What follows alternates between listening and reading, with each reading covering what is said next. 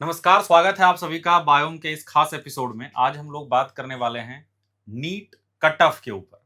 जब से एग्जाम हुआ है 3 मई के बाद, तब से बच्चों के बीच बस एक ही चर्चा चल रही है कि मेरा कितना मार्क्स पे हम सेफ हैं कि नहीं, हमारा ये मार्क्स है तो हम आगे क्या करें, जनरल वाइज क्या कैटेगरी वाइज कट ऑफ जाएगा या एसटी, एससी, एआईआर में क्या होगा, स्टेट वाइज क्या होगा। इन सब के बारे में डिस्कशन करने के लिए आज हमारे साथ हैं बायोम के respected director Pankaj Singh sir. स्वागत है सर। तो थैंक यू। सर आप आज जो अगला 5 7 10 मिनट होगा आपके लिए, मतलब ये है कि उनके लिए रामबाण साबित होगी, आप जितने बात बताएंगे।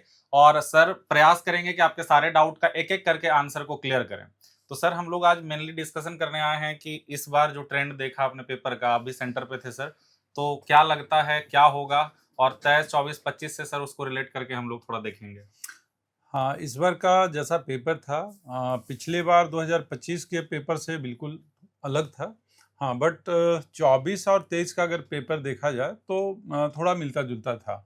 बट पिछले बार 24 से भी थोड़ा बेहतर पेपर था। ऐसा नहीं है कि एकदम 24 से एग्जैक्ट पेपर था। 24 से थोड़ा ऊपर था और 25 से नीचे था। मतलब ये बीच का पेपर था। अच्छा। और जिसमें बायो का पेपर जो था, क्योंकि वो स्टेटमेंट था और कॉलम का क्वेश्चन मैचिंग वाला ज़्यादा क्वेश्चन था, जिस कारण से बच्चों को टाइम लगा। पेपर बहुत टफ नहीं था बट टाइम ज़्यादा लगा, जो कि हम पिछले सेशन में आपसे डिस्कस कर रहे थे, तो इस बात पे हम जी। बोले भी थे कि बायो का पेपर लेंदी रहेगा जिसमें टाइम लगेगा आपको।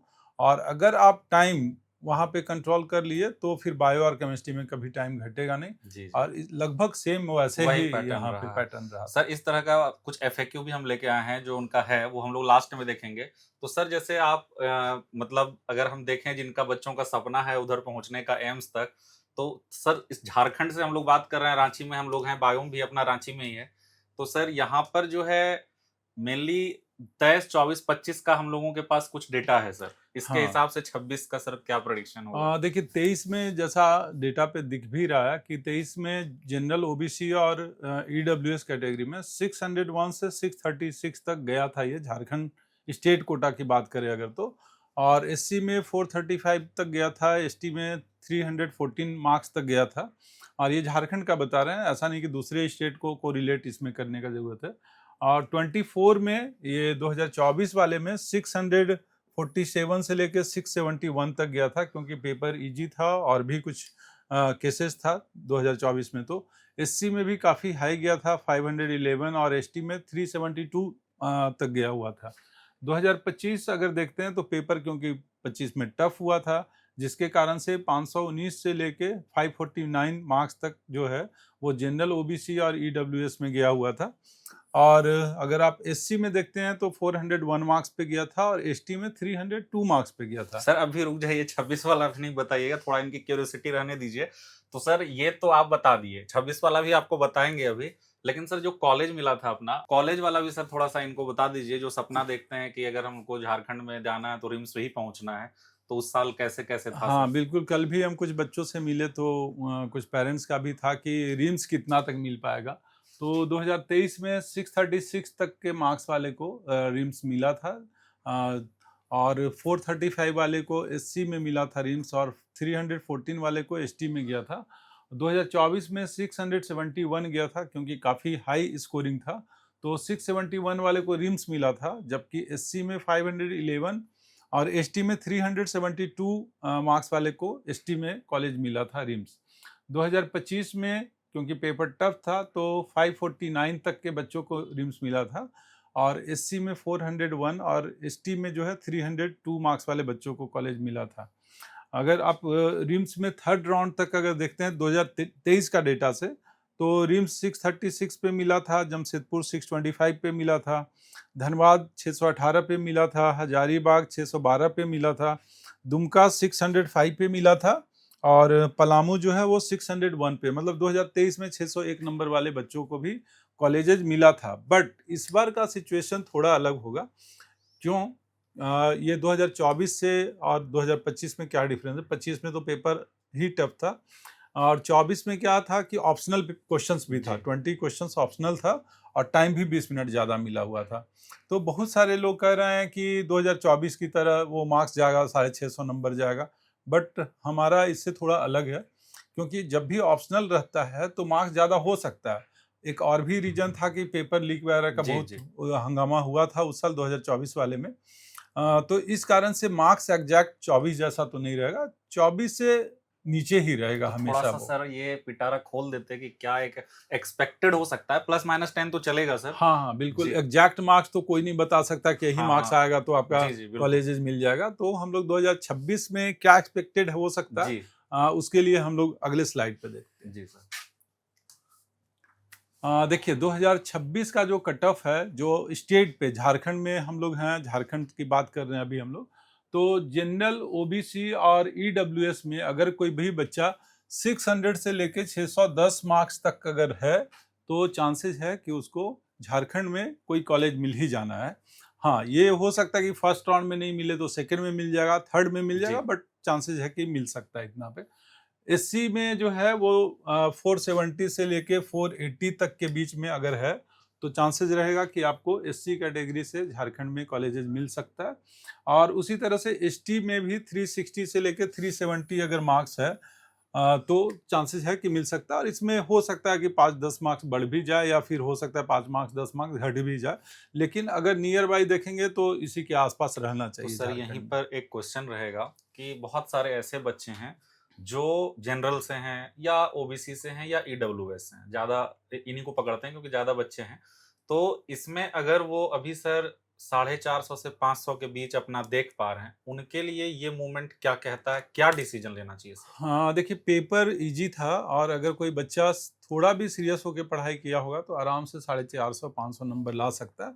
और बच्चा अगर इसी बार 12th दिया हो, तब तो बिल्कुल उसको तैयारी करना ही चाहिए। तो तैयारी सर कहाँ करेंगे, वो लोकल करेंगे या बाहर जाएंगे? उनको बहुत देखिए द्वंद्व उनके ऐसा मन में है। पेपर जैसा पेपर आ रहा है, हम लोग भी उम्मीद किए थे काफ़ी अच्छा बच्चा का तैयारी करवाए, लेवल बढ़ा दिए उसका। जी। बट इस तरह का पेपर अगर आ जाता है तो समझिए कि कोचिंग का कोई ज़रूरत ही नहीं है। मतलब कोई स्टार टीचर, कोई बड़ा कोचिंग, कहीं कोई ज़रूरत नहीं होता है, घर बैठ के बच्चा कम्पीट कर सकता है। सिर्फ आपको क्या होना चाहिए कि आपका जो प्रॉब्लम हो, जो क्वेश्चंस नहीं बन रहा, जो डाउट पूछना, उसके लिए कोई अगर टीचर आपको मिल जाए, तो आप घर बैठ के किसी भी शहर से रिजल्ट कर सकते हैं। बट ये चीज़ अगर नहीं मिल रहा है, तो फिर जिस संस्थान में आपको लगता है कि हाँ, वहाँ जाके हम कर सकते हैं, आप करें। बट ऐसा नहीं है कि यहाँ से 1000 किलोमीटर, 1500 किलोमीटर दूर जाके तैयारी करेंगे तभी होगा। ऐसा मार्क्स तो यहाँ पे भी आ रहा है, हमारे यहाँ भी कई बच्चे जी, हैं जो जी। काफ़ी अच्छा स्कोर कर रहे हैं, वो तो यहीं पे पूरा पढ़ाई पढ़ाई किए हैं। तो कहने का मतलब यही है कि आप पे डिपेंड करता है कि अगर आप चाहेंगे, तो 450 नंबर जो है अगली बार हो सकता है कि 650 नंबर से ऊपर हो जाए। जी सर, ठीक है। अगला सर ये है कि मना नेक्स्ट स्लाइड में हम लोगों का कि जो एआईआर एक्सपेक्टेड है सर, क्योंकि बच्चे ऐसे भी होंगे जो मतलब एम्स टारगेट किए हुए हैं और उस तरह के अच्छे अच्छे कॉलेजेस में उनका सपना है, तो वो सर क्या हो सकता है ये सर? ऑल इंडिया कोटा का है। पिछला जो था वो स्टेट कोटा का था, ये ऑल इंडिया कोटा AIQ जिसको बोलते हैं आप लोग, तो AIQ का ये है। एआई। ठीक है, ऑल इंडिया कोटा से जो 15% जो होता है उसके थ्रू ये बच्चा जाएगा। तो उसके लिए क्या मार्क्स का रिक्वायर्ड है, तो जनरल, EWS और ओबीसी जो है, क्योंकि ओबीसी में बहुत डिफरेंस नहीं रहता, 2 नंबर 3 नंबर के डिफरेंस पे ही कॉलेजेस रहता। हाँ, ईडब्ल्यूएस में लगभग 8 से 10 नंबर का डिफरेंस हो सकता है। अगर जनरल मान लिया जाए कि 610 पे गया, तो ईडब्ल्यूएस हो सकता है कि वो 602 पे हो जाए, 600 नंबर पे हो जाए। और ओबीसी अगर 610 पे जनरल जा रहा है, तो हो सकता है कि वो 2 से 3 नंबर नीचे, मतलब 607 608 पे ओबीसी मतलब मिल सकता है। आसपास ही घूमते हैं। आसपास ही रहता है ओबीसी, तो ओबीसी जनरल में बहुत फर्क नहीं है, ईडब्ल्यूएस में थोड़ा सा फर्क होता है। तो अगर आप ऑल इंडिया कोटा के थ्रू सोच रहे हैं, तो अगर 610 से लेके 630 नंबर के आसपास है, हो सकता है वो 620 हो, 625 हो, तो इसमें चांसेस रहेगा कि कॉलेज ऑल इंडिया कोटा के थ्रू कहीं ना कहीं आपको मिल जाएगा, अगर इस कैटेगरी से बिलोंग करते हैं तो। एससी में लगभग 500 से लेके 520 मार्क्स के बीच अगर मार्क्स रह रहा है, तो चांसेस है कि ऑल इंडिया कोटा से आपको एससी कैटेगरी में भी मिल सकता है। और एसटी में 480 से लेके लगभग 500 मार्क्स के आसपास अगर मार्क्स आ रहा है, तो ऑल इंडिया कोटा के थ्रू एसटी कैटेगरी से मिल सकता है। अब एक चीज़ ये है कि बच्चा जब काउंसलिंग करेगा और उसका मार्क्स एकदम बाउंड्री पे है, तो उसके लिए बेहतर क्या है, ऑल इंडिया कोटा से जाना बेहतर है कि स्टेट से जाना बेहतर है? तो हमेशा हम बोलते हैं कि अगर आपका मार्क्स जो है वो बाउंड्री लाइन पे है, और आपको कॉलेजेस चूज करना है कि ऑल इंडिया से जाए कि स्टेट से जाए, तो हम हमेशा प्रेफर करते हैं कि आप स्टेट से चले जाए। स्टेट से जाए। हाँ, जिसका हायर मार्क्स है वो तो ऑल इंडिया से जाएगा ही जाएगा। बट अगर मार्क्स थोड़ा नीचे है, ऑल इंडिया में आप एकदम से बाउंड्री लाइन पे है, आपको कहीं बाहर जाना पड़ रहा है, तो उससे अच्छा कि आप अपने स्टेट के ही जी कॉलेजेस में ले लीजिए। ये है हाँ। कि कोई बच्चा सर प्राइवेट मेडिकल कॉलेज में सिर्फ जो अपना क्वालिफाइंग होता है उसमें जा सकता है क्या? अगर क्वालिफाई खाली कर जाए तो वो फिर हाँ, प्राइवेट के लिए सिर्फ एक ही कट ऑफ होता है कि आप जो है क्वालिफाइंग मार्क्स से ऊपर मार्क्स अगर आ जाए, क्वालिफाइंग मार्क्स 200 से नीचे ही हमेशा रहा है। जी मतलब हो सकता है कि 160 हो जाए, 165 हो जाए, मतलब इस मार्क्स के आसपास अगर आ रहा है और आप चाहते हैं कि हम किसी भी एक प्राइवेट कॉलेज में चले जाए, तो आपके पास ऑप्शन खुला रहेगा, आप किसी भी प्राइवेट कॉलेज में एडमिशन ले सकते हैं। बट टॉप के प्राइवेट कॉलेजेस में जाने में थोड़ा-सा उन लोग भी मार्क्स को प्रेफ़र करते हैं कि ऊपर के कॉलेजेस में जाने के लिए आपका ऊपर अगर मार्क्स रहता है, तभी वो लोग भी चांसेस देते हैं। बाकी ऐसे नॉर्मली आप डॉक्टर बनना चाहते हैं प्राइवेट कॉलेज से, तो आप कट ऑफ मार्क्स से ऊपर तो से सर चले जा कुछ सकते हैं। रैपिड हैं जो 4-5 क्वेश्चन मतलब बच्चों का था वो हम पूछ लेते हैं क्योंकि बच्चे आ रहे हैं अभी तो वो बात कर रहे हैं। सर पहला है कि जनरल से अगर हम 400 पे हैं और मेरा ये सर थर्ड अटेम्प्ट है तो क्या करें? देखिए, अगर थर्ड अटेम्प्ट है और आप ऑलरेडी 400 मार्क्स के आसपास हैं, तो आप में अब अगर पोटेंशियल है, आपका एनर्जी है उस लेवल पे और फैमिली का सपोर्ट सबसे ज़्यादा ज़रूरी है।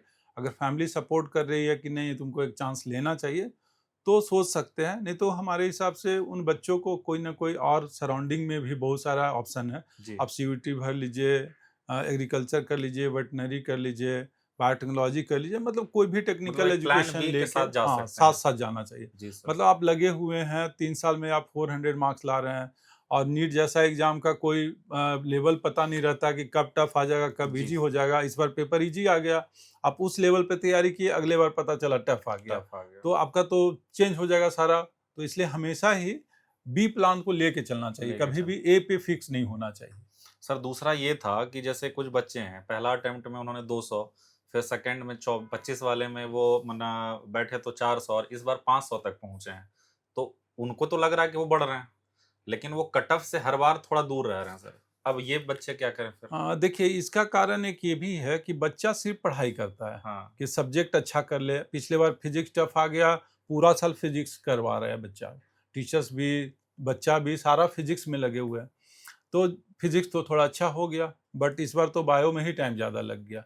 तो इसका कहने का मतलब ये है ना कि सिर्फ सब्जेक्ट्स नहीं पढ़ना है, एग्ज़ाम देने का स्किल भी साथ में सीखना है। आप जितना ज़्यादा एग्ज़ाम देंगे, टेस्ट देंगे, उतना ज़्यादा स्किल सीखेंगे और 10, 20, 50 नंबर तो सिर्फ आपका टेस्ट के में बैठ के आप ला सकते हैं। अगर वो सब्जेक्ट कंपटीशन में बैठ बिल्कुल, के 3 घंटे में अगर आपका प्लानिंग अच्छा हो, तो 50 नंबर आप ऐसे बढ़ा सकते हैं और आपका बहुत अच्छा नॉलेज हो, आप टेस्ट में दूसरे जगह पे 700 नंबर ला रहे हो, बट एग्ज़ाम हॉल में हो सकता है कि 500 पे रह जाएँ।